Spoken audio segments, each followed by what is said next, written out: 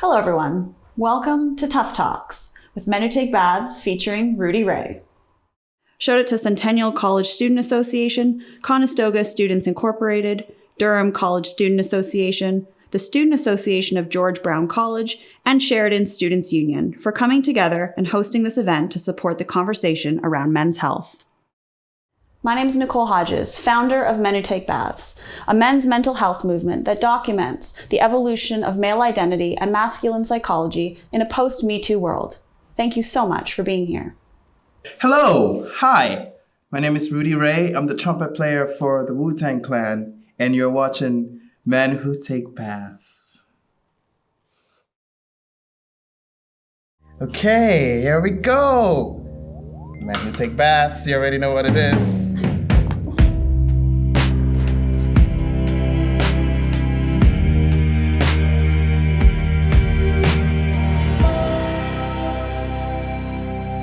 What does being a man mean to me? It's over here. You know, it's strange preparing for interviews and thinking about that. Being a man, I learned that a man is a spirit that possesses a body and has a soul. Or maybe a man is a spirit that lives in a body and possesses a soul. And I've tried to live my life reconciling these three themes. What is a spirit, what is a body, and what comprises my soul. Do you think we live in a culture that encourages that dialogue around what it means to be a man? Not enough. Not enough. Or maybe it's very nuanced, you know? Because there are so many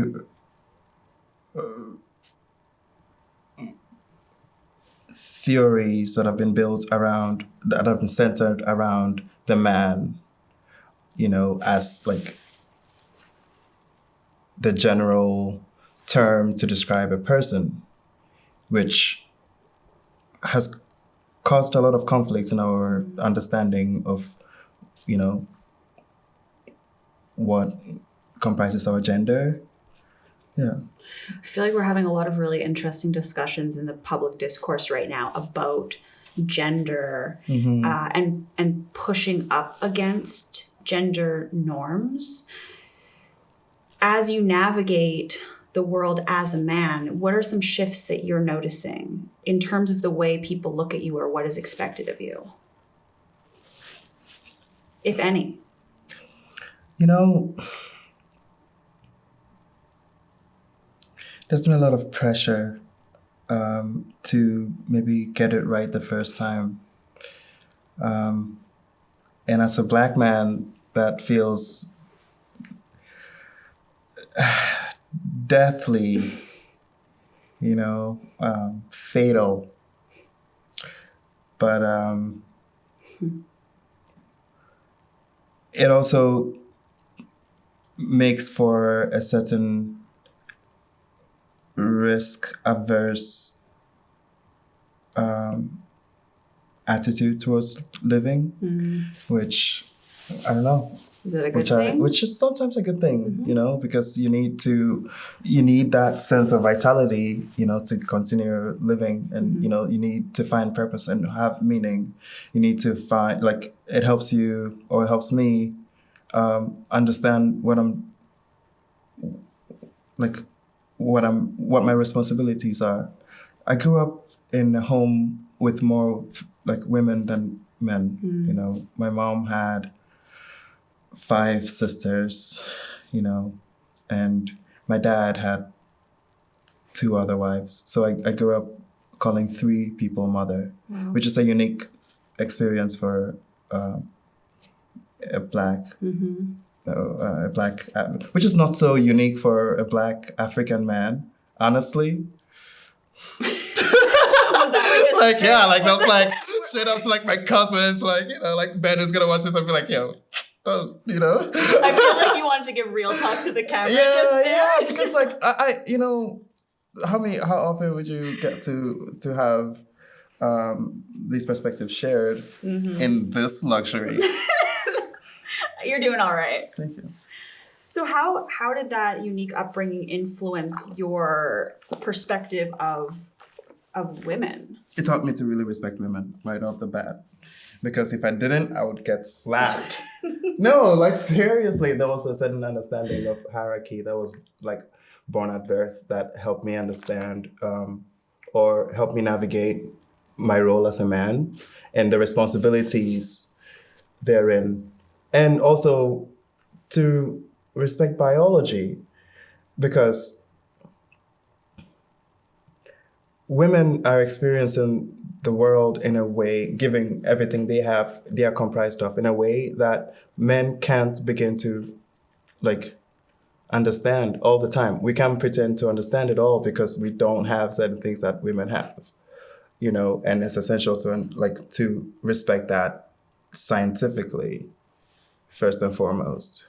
I think when we talk about feminism, Yes. the word feminism itself seems to be something that you can ask an entire room what the definition of, and everyone will almost have a different answer. What does the word feminism mean to you? I think feminism is an active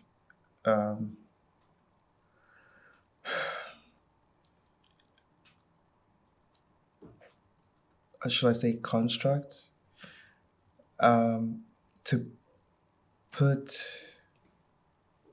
or to teach people the hierarchy or the importance of the roles of women in social sciences and in every given like social in this world, you know. I also think that it's rising now as a result of the inflamed discourse around toxic masculinity and the Me Too movement and, you know, the birth of all of this, which, you know, it's better now than, you know, never, or postponed, you know, so, but I also think that the language around it is still quite new and hard to teach to children. So just because of how nuanced it is, right? You know, but I'm glad that I think I'm a feminist, but I think I'm a feminist because I grew up with so many women around me and like controlling my life. You know what I mean? So you know, I'm like de facto. I wouldn't know what it would be for maybe a male who, you know, was raised by a single dad, you know, who went to the military and, you know, is just falling in love and finding, you know, like, and having arguments with his first wife, you know, and coming to understand that he's a feminist. Like, it's all very story dependent and like based on your own personal. Yeah, it's interesting. You've brought up a lot of really cool points that I want to touch on. And one of the things is when I first started Men Who Take Baths, it was right around Me Too. And I interviewed a group of men and I picked them because they were in my immediate circle. And I really resonated with these men, or I thought they had, you know, exemplary, noble behavior as to what it means to be a man. I thought they were great leaders in their communities. They were great partners. And it was only afterwards when I was done all the interviews that I realized there was a common thread between all of them, which I wouldn't have known ahead of time, which was they all grew up without a father. And that broke my heart because I thought to myself, why is it that men need to be taken out of the equation in order for these men to then grow up and just naturally see women as equal? Why did it take a single mother, right? Why can't a single father still have the same effect on their child as a single mother would in terms of what it means to respect women? Rightly. So without taking the man out of the equation, like, how do you think we, maybe as a society, raise boys into men who view women as equal? Wow. That's a Yo, you're asking me to like heal the world right now. Well, I'm on, and the best example I can give is my father, right? Like my father was not particularly the best man. I mean, this man tried to juggle through women, you know what I mean? Like that is some like heavy shit. But like, he owed, or he grew up with his mother as his everything, and my grandmother was just such a queen in all respects. I think I'm lucky to have my dad's perspective in all its complexities to draw from, and it comes with compassion, and it comes with owning up to your mistakes and realizing that you when you're young, you can be compulsive or ambitious in several regards, and you never quite think about what the future holds. And if you're lucky to live long enough to become the villain, you want to learn to play the role, or at least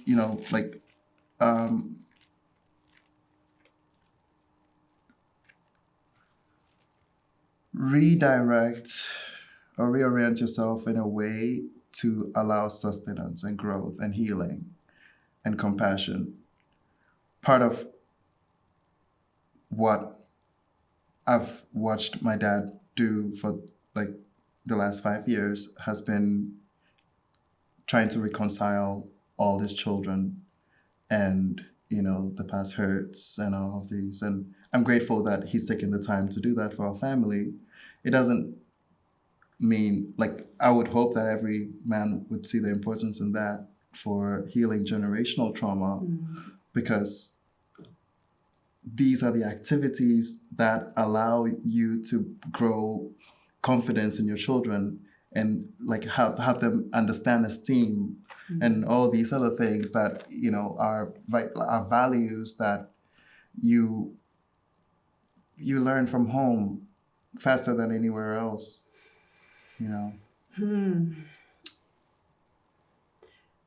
But then you go out into the world. Yes. And we know that students in particular are watching this, and they're at a point in their lives where they might be more prone to make mistakes. Yes, of course. You're at the age of compulsion. You're at that age of compulsion. Yes. And right, where you have nothing figured out, but you think you have it all figured out. That sweet spot. Sorry guys, it's true. No, man, nothing, Jon Snow.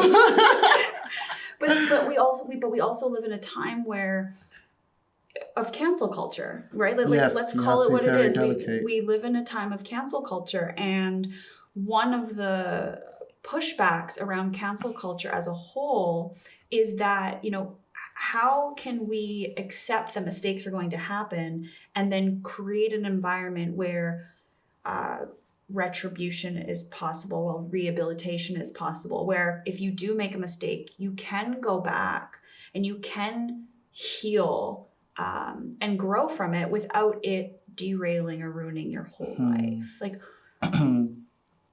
my question to you is let's start with what has been the toll of cancel culture?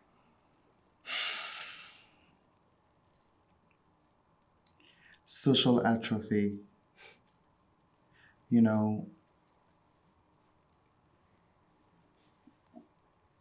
are losing sincerity in connection when we look friends in the eye who have done wrong, like who have done us wrong, and can't forgive them, and are choosing to hurt ourselves even more by not letting go when they are also, or when they show that they're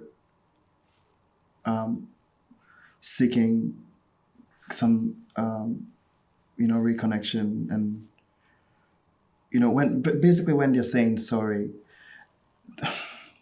It's so strange that we are learning self-compassion and self-love and self-help and all of these things now, and we are forgetting that we need the other to let us know that, I always told my roommates, like, I need solitude, but I need you to tell me that I need solitude. Like, Rudy, go away. Yeah, it's time for you to go to your room. Right. And it's so essential, like, to respect both aspects. You can't have one hand clapping. It takes two. And I find myself appealing to people who are hurt by,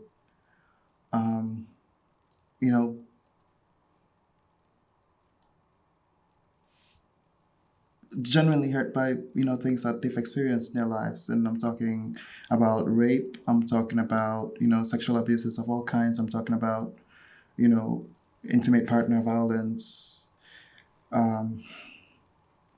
There is a way to reconcile from that. There's a way to come back from that does not mean complete exiling of people. And that comes with being delicate and still being bold and talking about, like, growing boldly and talking about the difficult, talking about the difficult experiences and being able to get to the bottom of things, or at least start, like, keep the channel open, keep the conversation going. Otherwise, everything dies. Eventually, everything dies, but at least we lose the ability to speak to one another. Yes. In any kind of honest way. Certainly. We I fear would slip into placating. Yes. Heavily. And maybe sometimes it's essential. Yes. For, as a step in your own healing process. Like, a clean break or detachment. Understanding your own attachment style and so forth. Yeah. And temporary exile perhaps is not a bad thing. It's a larger scale of Rudy, go to your room. Of course. Yeah. Like, go sit down and think about what you've done. And then like, I always cause trouble in the kitchen, and one thing my aunties would always say is, like, ayashi, which is like, the pot is boiling. Like, it's really hot right now, it's steamy. Like, get the fuck out of here, let it all cool down before we can eat, Yeah. You can't have the soup while it's still hot. So I think something that Me Too did was it brought to the surface a lot of what was happening underneath it. And it shed light on an epidemic of sorts of sexual assault and violence against women. And it had an interesting effect because so many men were so shocked when, they looked at their timelines and every second or third woman was using the hashtag #MeToo to show that they had experienced sexual assault or violence at some point in their lives. And I think about the timeline of our life, and I feel like Me Too is this point where things shifted, because once you know, you can't unknow, and it was too hard to go back to being silent. One of the things that came out of Me Too was cancel culture, right? The pendulum swinging so far to obliterate a lot of bad behavior, and now we see maybe we're starting to question, how effective was that, and what can we do differently? And the other thing that really came out of it was the term toxic masculinity. Yes. Right? There was a lot of toxic masculinity was really highlighted. And it seemed like for a while, it was able to just be a blanket statement about men in general, until, again, people started realizing this might not be the best way to create progress. So can you tell me, this is like a two-part question, but what is toxic masculinity to you? And what does hearing the term toxic masculinity do to your mental health? toxic masculinity to me is a blanket statement for the traditional mores and ideals that hold the masculine persona as, you know, the dominant and, you know,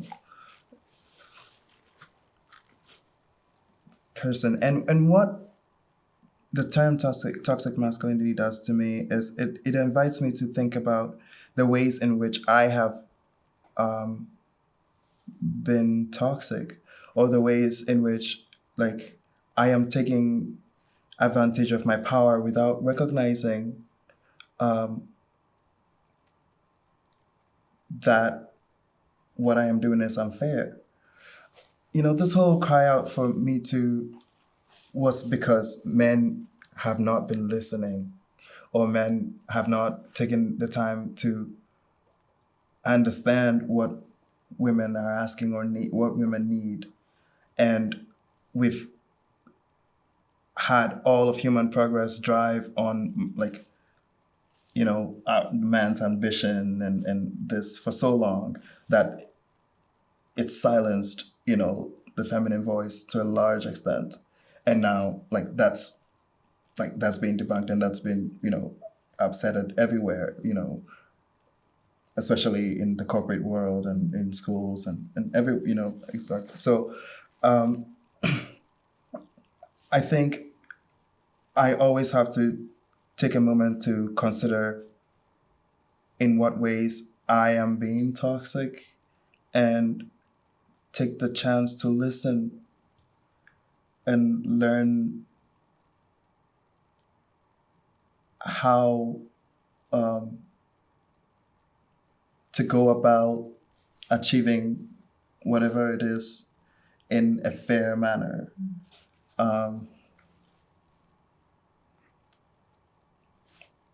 There's this thing about post-decisional bias where, you know, you buy something and you wonder whether you really need it and whether you want to return it. And it's got to do with privilege too, right? Like, it's like, I don't know, like, can I always return things, or do I have to be a white lady who, like, you know, can cut the line to return this? I believe we call that Karen. Okay. Okay. Thank you. You know what I mean? But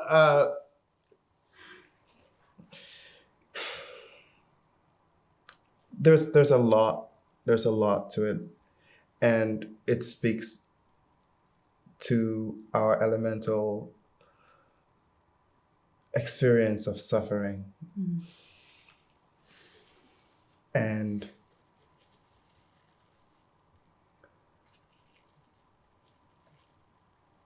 it's something active. We have to keep working at it, you know, until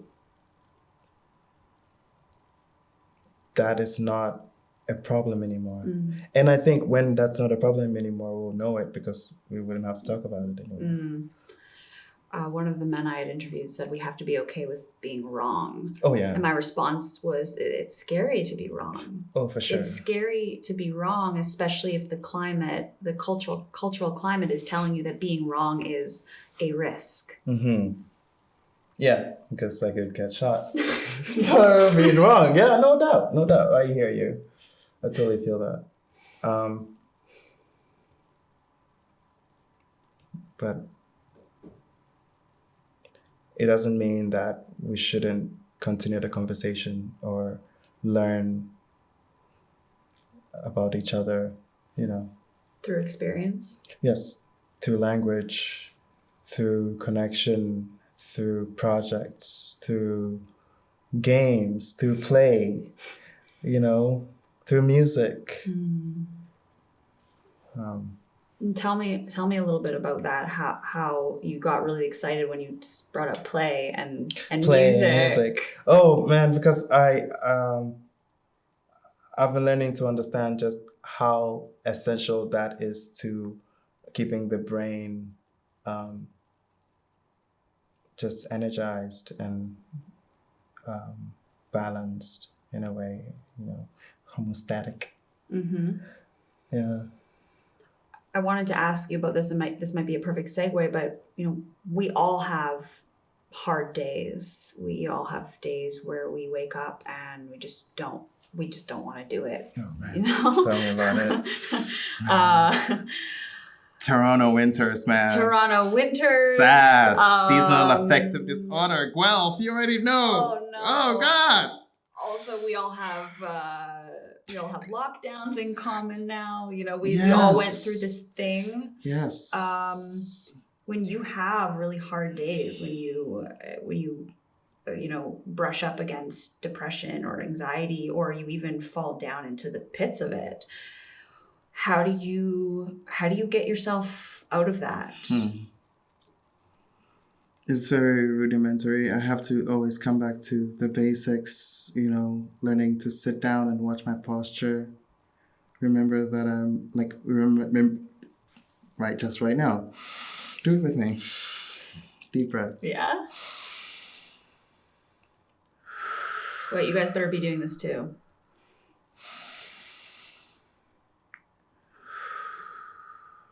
Particular technique my therapist taught me was to take an inhale for 4 seconds, hold it for 7, and exhale. So like.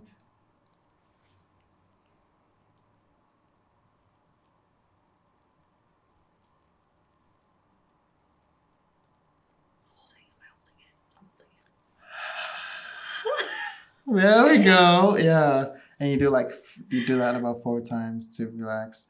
That's one technique that has really worked for me. And then writing. I really believe in somatic experiences.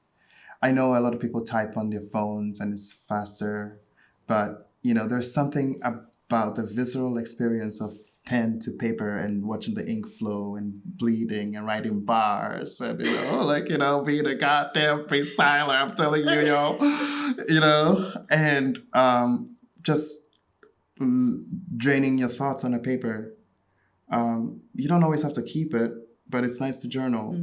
I really believe in journaling. I've been journaling for years now, and I try to encourage people to see the importance in spending time with yourself and the page to just reflect and practice certain things almost ritualistically, getting through grief, getting working on a particular anxiety tick of yours, or practicing gratitude.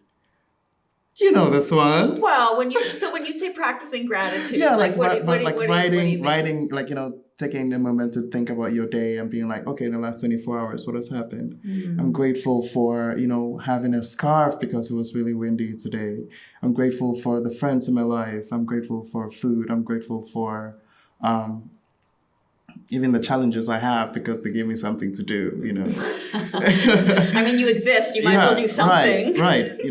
But spending time like that. And sometimes all that can fail, and that's okay. Just sitting with the page and being like, bite me. It's totally fair. And that's just one of 1,000 things you can do. Going for a run helps your metabolism. Taking a bath, Epsom salt for the fucking muscles, I was on the path to becoming a full-time musician, or at least that was what I thought I wanted to do with my life. I was in a school band back in Ghana, and we were pretty successful. But I think I let the success get to my head. And again, when you're 17, you're young and you think you know everything. I had a conversation with my dad that had him say, go to school and learn how to use your brain. And that made me apply for neuroscience, which... Wow. Yeah. You took it literally. I've been such a student of nature, and I've been curious my whole life that way. So getting to have the medical language and seeing the world through a medical lens, and also loving music the way I do, has been the channels through which I have come to learn or express my masculinity.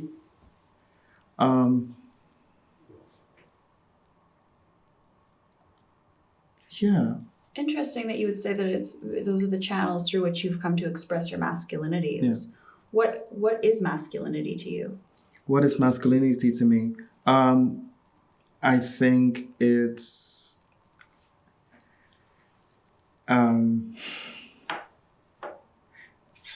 kind of like Jung would express anima and animus. You know, they're parts of yourself, and a certain like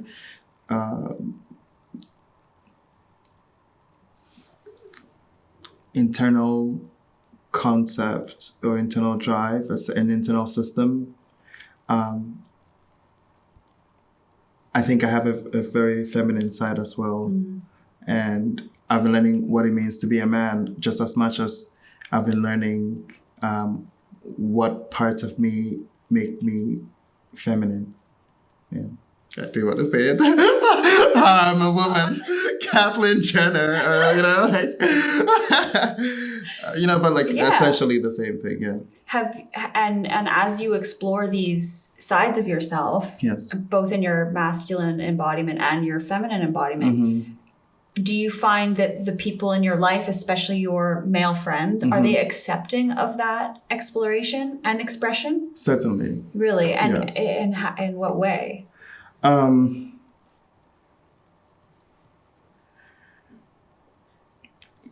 I'm very grateful that I am able to cry in front of a lot of my male friends and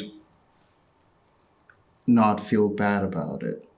You know, to be able to be that vulnerable with men is not common.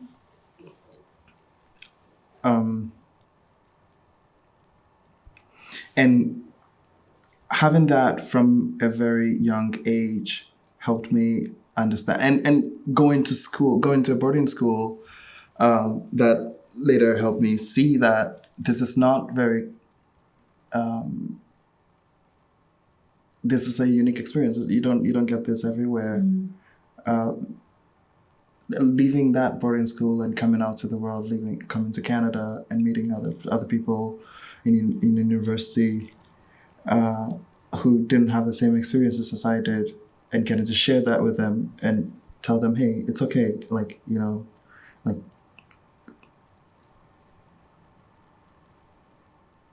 it also put a certain responsibility on me, or, you know, it made me feel like now I think it's essential for every man to see that, like, to see their friends cry. Right. Like it's okay to cry. It's okay to be vulnerable with, you know, and maybe it's okay to cry is a blanket statement to really express that men need to find ways to deal with their aggression in communal way, like, you know, in shared spaces, and be open to having conversations about anger and you know, just that wild side of us that, you know, we regularly sit with without having people to, you know, share it with. Or not just the wild, like not just the anger aspect, also like, you know, how it's expressed sexually, you know, because there's all of the language of erotic intelligence that we don't get taught enough. Yeah.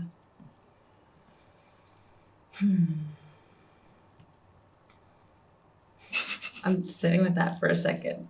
It's true, and it's a big part, I think, of the miscommunication between men and women, which is the discussions around sexuality and how it's expressed, and sexual energy and how it's expressed. Of course. So it sounds like you understand that it's a responsibility you have almost to instigate these kinds of discussions with certainly. your male friends. for someone who, doesn't really know where to start in those discussions, do you have any advice for how men can help other men open up to the possibility that there's more?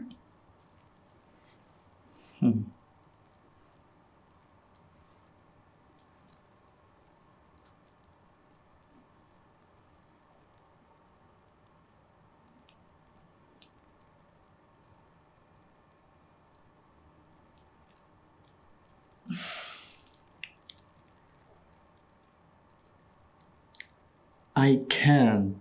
Okay.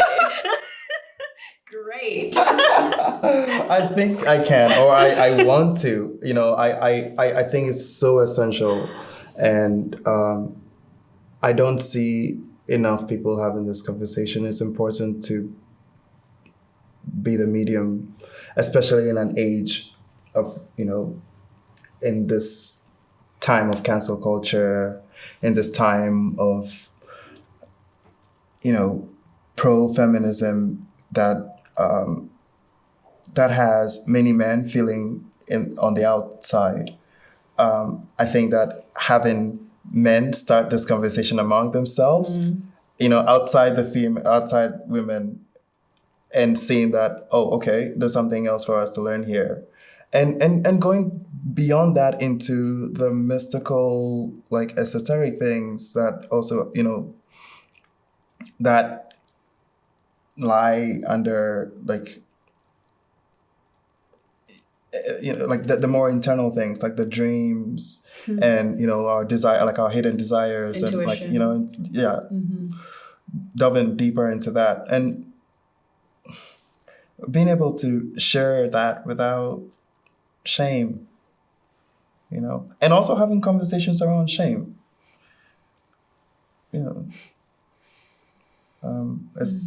It's something that I've been facilitating in my various projects and groups and in my own life, however I can. Since we do have students watching this, I would love to know if there was something that you could go back and tell, Rudy as a student, as he's about to embark on this journey of neuroscience, but, Tough. But really just for any student, like what would you say? What is a little piece of advice that you could put in their pocket, just push them out into the world? Oh man, like take advantage of all the faculties at the university. It's, it's a time to really ask the questions and figure yourself out, the world. Like you have all the resources then and there to educate yourself on sexual health, on social sciences. You have the advantage of friends around to learn and, form good long-term relationships and intimate partners. Like dive into the experience of living and get active with it because, you can easily become depressed or tired or just worn out, burnt out by the assignments and everything else. And you forget that, Aristotle had an idea here, when he started institutions. Just be a student and love the experience of being a student. And take advantage of your professors. Like office hours was something I never ever used. Like honestly, like, I could have just spent more time with my professors to learn and ask the questions. And, if I wasn't so concerned about, like, maybe don't be so concerned about your grades, get more concerned about the confusion that you are facing. Like, like the brain is actively learning new things, so you're going to be confused. So, and that confusion is going to come with a certain level of hesitation and annoyance and so forth. But like, be compassionate with yourself and realize that this is also worth something. or at least you've paid for it now. There's no going back, you know? And take the moment for what it is. It never, you know, it won't come back. Or you can just continually be a student for the rest of your life, which is also a choice. My final question for you. Are you the man you want to be today? Oh, man.